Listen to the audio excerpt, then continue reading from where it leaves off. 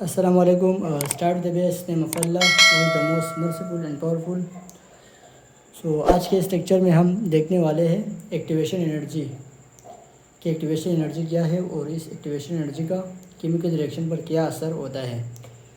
So the minimum amount of energy which initiate a reaction is called activation energy. देखो, activation energy वो energy होती है जो कि एक केमिकल रिएक्शन को रिक्वायर होती है कि वो रिएक्शन स्टार्ट हो जाए।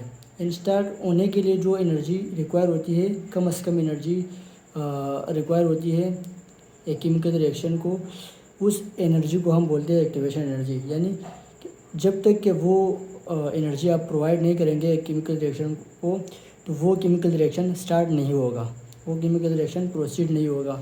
जैसे कि ये रिएक्शन है रिएक्टेंट ए रिएक्टेंट बी, इसको मैं मिलाना चाहता हूँ तो ये नहीं मिलेगा जब तक कि हम एक्टिवेशन एनर्जी इसको प्रोवाइड नहीं करेंगे। जब मैंने इस रिएक्टेंट ए रिएक्टेंट बी को एक्टिवेशन एनर्जी प्रोवाइड की तो ये रिएक्शन प्रोसीड हुआ, ए ने बी के साथ रिएक्शन किया और तब जाके प्रोडक्ट में कन्वर्ट हुआ और प्रोडक्ट ए बी में हमारे पास आ गया। इस बात को हम समझते हैं डायग्राम के ज़रिए।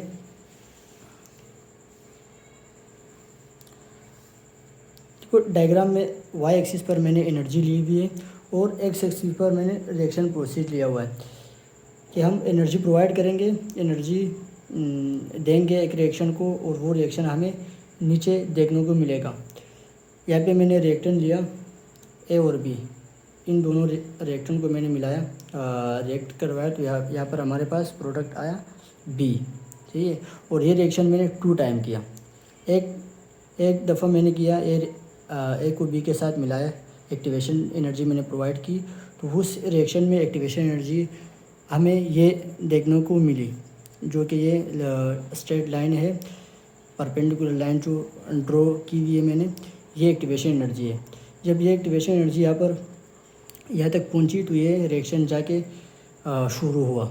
और ये कब की बात है, जब मैंने एंजाइम इस्तेमाल नहीं किए थे, विदाउट एंजाइम ये रिएक्शन में कर रहा हूँ, तो इसमें एक्टिवेशन एनर्जी रिक्वायर होगी इतनी, ठीक है। और ये रिएक्शन में दोबारा कर रहा हूँ, ठीक है। ए के साथ मैंने बी को मिलाया तो इससे मेरे पास प्रोडक्ट आया ए और बी, ए बी प्रोडक्ट मेरे पास आया।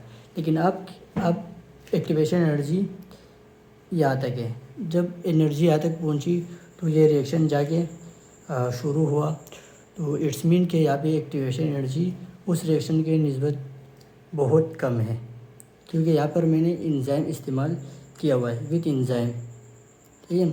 तो ये एक अलग कहानी है एंजाइम पर। यहाँ पर जो है ना एंजाइम की क्या इफ़ेक्ट है उसको हम एंजाइम के टॉपिक में देखेंगे। लेकिन यहाँ पर सिर्फ समझने वाली बात यह है कि एक्टिवेशन एनर्जी यहाँ पर ज़्यादा है और यहाँ पर कम है।